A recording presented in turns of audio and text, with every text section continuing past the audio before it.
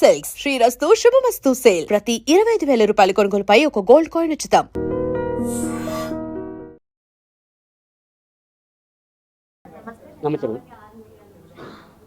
Remuneration విషయానికి వస్తే big boss house లోనే బిగ్ బాస్ సీజన్ లోనే హైయెస్ట్ రెమ్యూనరేషన్ మీరు తీసుకున్నారని చెప్పి కూడా బయట అంతా టాప్ ఉంది.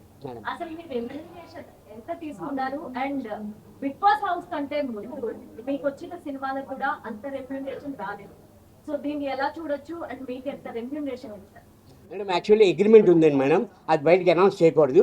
మొత్తం అయిపోయిన తర్వాత, సీజన్ అయిపోయిన తర్వాత మీరందరికీ మళ్ళీ ఇంకో ప్రెస్ మీట్ పెట్టి 100% చెప్తాను మేడం ఎంత వచ్చిందన్నది. మేడం మాస్క్ పర్సన్ అన్నది ఎవరు లేరు మేడం.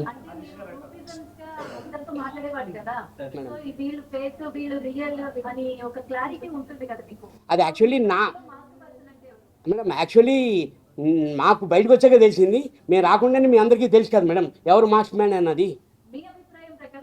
అంటే నేను ఇంకా చూడలేదు మేడం అవన్నీ. ఆ వీడియోస్ అన్నీ చూసి నేను మళ్ళీ చెప్తాను మేడం. మేడం నాకు అనిపించింది, నాకు అనిపించలేదు, అందరూ ఫెయిర్గానే అనిపించారు మేడం. అంటే కాస్త కూస్తో నేనే మాస్క్ వేసుకున్నానేమో నాకు అనిపించింది యాక్చువల్లీ. లేదు మేడం, మన సేఫ్ కదా మేడం. అసలు సొమ్మని ఇక్కడ ఏమనిపిస్తే అదే బయటకు వస్తుంది మేడం.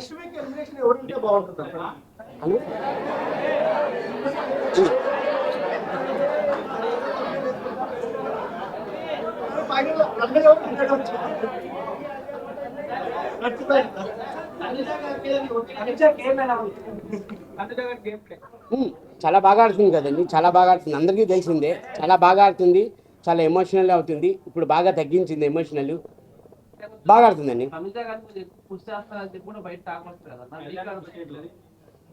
పుషింగ్ అన్నది అది ఏముందండి, పుషింగ్ అన్నది ఏమీ లేదు కదండి. తను కష్టపడుతున్నారు, ఎఫర్ట్ పెడుతున్నారు. ప్రతి ఒక్కరు కష్టపడుతున్నారు. నా బాడీకి, నా పర్సనాలిటీకి నేనే ఎఫర్ట్ పెట్టాను. వాళ్ళు ఎందుకు పెట్టరండి?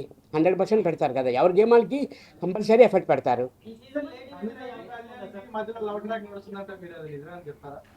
మీకు లవ్ ట్రాక్ అనిపించిందని నాకు నిజంగా ఫ్రెండ్షిప్ అని అనిపించింది. అంటే చెప్తున్నాను కదా, ఒక్కొక్కరికి ఒక్కొక్కలాగా అనిపించేది. మీకు చూసే వాళ్ళకి మీకు లవ్ ట్రాక్ అనిపించిందేమో, నాకైతే ఫ్రెండ్సే, రియల్గా ఫ్రెండ్స్లే ఉన్నారండి. 14 వీక్స్ ఉన్నారు. అలాగే మీకు బయటకు వచ్చిన తర్వాత కూడా ఫ్యాన్ ఫాలోయింగ్ బాగా పెరిగింది.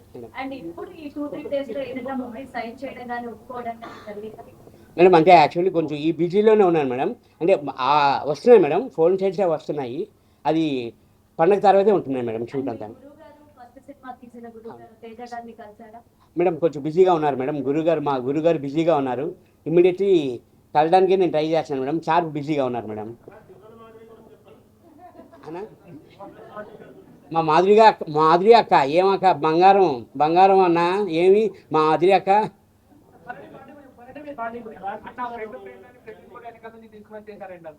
అన్న అదే అన్న, అది అన్నని కూడా అదే ఫోన్ చేశారు.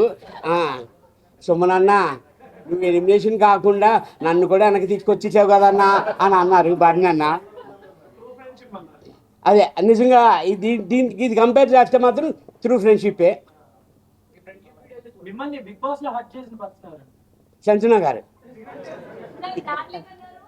అదే మీరు అందరూ డార్లింగ్ అని పిలుస్తున్నారు కదా, సంజన డార్లింగ్ అని. అందుకని అంటే హట్ చేసింది అన్నది ఏం లేదండి, నార్మల్గా నేను లైట్గానే తీసుకున్నాను, అంత సీరియస్గా తీసుకోలేదని.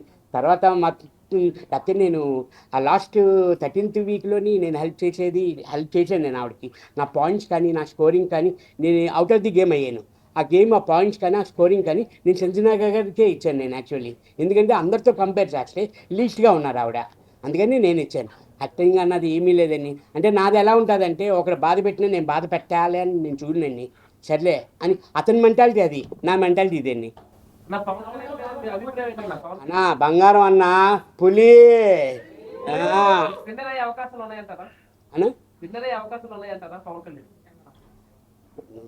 చెప్తున్నాను కదా అన్న, అది ఎవరన్నది చెప్పలేకపోతున్నాం అన్న. మాట్లాడతాను, నెమ్మదిగా మాట్లాడతాను, అసలు ఏమి మాట్లాడను, పాయింట్ ఇట్టి మాట్లాడను అని అంటారు. అక్కడికి వచ్చిన తర్వాత, అక్కడి నుంచి ఇక్కడికి వచ్చిన తర్వాత అలాగ ఉండకూడదు, గట్టిగా మాట్లాడాలి అన్నది తెలుసుకున్నాను అన్న. బాగాను ఫ్రాంక్గా మాట్లాడలేదు. అంటే అక్కడ కూడా నేను ఫ్రాంక్గానే ఉన్నాను యాక్చువల్లీ. ఫేస్ టు ఫేస్ రియల్గా ఉండాలి. అంటే బయట ఉన్నది ఇంతకుముందు వేరు, బిగ్ బాస్ లో నుంచి బయటకు వచ్చిన తర్వాత ఇప్పటి నుంచి వేరు ఉంటది కదా. అవునండి. ఇంతకు ముందు ఎలా ఉన్నారు, ఇప్పటి నుంచి ఎలా ఉన్నారు మీరు ఎలా తెలుసుకున్నారు? అంటే ఇంటి యాక్చువల్ అయితే ఫస్ట్ ఇంటి దగ్గర నుంచి అనుకుందామన్నా. ఇంటి దగ్గర నుంచి అయితే నా పనులు నేను చేసుకునేవాను కాదు. అక్కడ బిగ్ బాస్కి వెళ్ళిన తర్వాత అన్ని పనులు చేయవలసిందే, మనమే చేసుకోవాలి. కుకింగ్ కానీ అన్నీ ఏదైనా టోటల్గా అన్నీ మన పనులే చేసుకోవాలి, మనమే వండుకోవాలి, మనమే చేసుకోవాలి అన్నీని. తర్వాత బిగ్ బాస్ అయిపోయిన తర్వాత ఇంటికి వెళ్ళిన తర్వాత సేమ్ ఏ బిగ్ బాస్లో నేను కంటిన్యూ చేశానో, నా తిన్న ప్లేట్ నేనే కడుక్కున్నాను, నా బట్టలు నేనే ఉతుక్కున్నాను నేనే ఆ బిగ్ బాస్లో. సేమ్ ఇప్పుడు ఇంటికి వెళ్ళిన తర్వాత కూడా అదే నేను చేస్తున్నానన్న. అంటే నా ప్లేట్ నేను కడగట్లేదు కానీ నా బట్టలు నేను వాష్ చేసుకుంటున్నాను. సుమన్ గారు బిగ్ బాస్ హౌస్ కి వెళ్ళిన తర్వాత రిగ్రెట్ అయిన ఫీల్ ఏదైనా ఉందా? హౌస్ లోపల మీరు ఫీల్ అయిన మూమెంట్ ఏది మేడం? బిగ్ బాస్ హౌస్ లో ఎందుకు వెళ్ళాను అట్లా ఏమైనా ఉందా? రిగ్రెట్ కాదు మేడం. అంటే అంటే నేను ఈ ఇండస్ట్రీకి వచ్చి 25 ఇయర్స్ అవుతుంది మేడం. షూటింగ్లో మనం వెళ్ళినా అవుట్డోర్లో వెళ్తాం, ఒక 10 డేస్ ఉంటాం, 15 డేస్ ఉంటాం, కాల్స్ మాట్లాడుకుంటాం, వీడియో కాల్స్ మాట్లాడుకుంటాం. అది కొంచెం అంటే ఫ్యామిలీని మిస్ అయ్యాను అన్న బాధ తప్ప ఎందుకు వెళ్ళాను అన్నది అనుకోలేదు మేడం. ఫ్యామిలీని మిస్ అవుతున్నానని చిన్న బాధ ఉండేది మేడం. అయితే బిగ్ బాస్ హౌస్ కి వెళ్ళక ముందు మీకు చిన్న చిన్న మూవీ ఆఫర్స్ వచ్చాయి. మేడం. బిగ్ బాస్ హౌస్ లో అసలు ఎంట్రీ అవ్వడానికి ఛాన్స్ ఎలా వచ్చింది? లేదు మేడం, యాక్చువల్లీ నాకు ఇది థర్డ్ ఛాన్స్ మేడం. ఫస్ట్ వచ్చి సీజన్ నాకు 6 అనుకుంటాను, 5 అది నేను షూటింగ్ ఉండడంలోని నేను వెళ్ళాపోయాను మేడం. తర్వాత 2019లోని 7 అనుకుంటాను మేడం, 2019లోని. అప్పుడు మా ఫాదర్ ఎక్స్పైర్ అవ్వడంలోని నేను వెళ్ళలేకపోయాను మేడం 2019లోని. ఇప్పుడు కూడా వెళ్ళాను అంటే ఇగో మా చిన్న ప్రపంచం మా అబ్బాయి ఆ, నువ్వు వెళ్ళాలి డాడీ, నేను నిన్ను బిగ్ బాస్లో చూడాలి అని అంటేనే ఫోర్స్ చేస్తే మా అబ్బాయి నేను వెళ్ళానండి. అన్న మీరు ఏది ఆదరిస్తే అదే నాన్న. బిగ్ బాస్ నుంచి వచ్చిన తర్వాత బయటకు వచ్చిన తర్వాత స్టేజ్ మీద నాగార్జున గారు మీ కెరియర్ గురించి మీకు ఏమన్నా చెప్పారా? పర్సనల్గా ఏమన్నా చెప్పారా? అదే మంచి లైఫ్ ఉంటుంది ఫ్యూచర్లో, మళ్ళీ మనం కలుద్దాము అని అన్నారు. సినిమా ఏమన్నా చేస్తా అని చెప్పారా? లేకపోతే ఆయన చెప్పారానా నెక్స్ట్ నా సినిమాలో నీకు అవకాశం ఇస్తాను అని చెప్పారానా. తనుజ పవన్ పడాల మధ్య ఏంటి సార్ డిఫరెంట్ ఏంటి? డిఫరెంట్ ఏం లేదండి, ఆడ మగ అంతే. ఆ డిఫరెంట్ అంటే ఏంటి నాకు అర్థం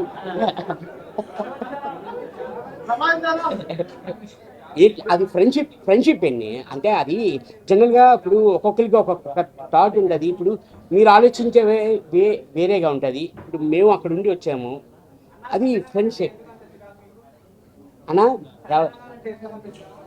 చిరాకు లేదన్నా, చిరాకు అనేదే లేదు, చెప్తున్నా కదన్నా అన్నా. సార్ మీ వైపు మేడంలో వచ్చినప్పుడు తనుజ కొంచెం దూరం ఉండండి, కొంచెం తగ్గించండి అని చెప్పేది చెప్పారు. దాని గురించి నేను దూరంగా ఉండండి అని కాదండి, అది తనుజ వాళ్ళు చాలా బాగా ఆడుతున్నారు, మీరు ఇంకా బాగా ఆడండి అని ఏమని అన్నారు, కానీ జాగ్రత్త అన్నది ఏమనలేదండి.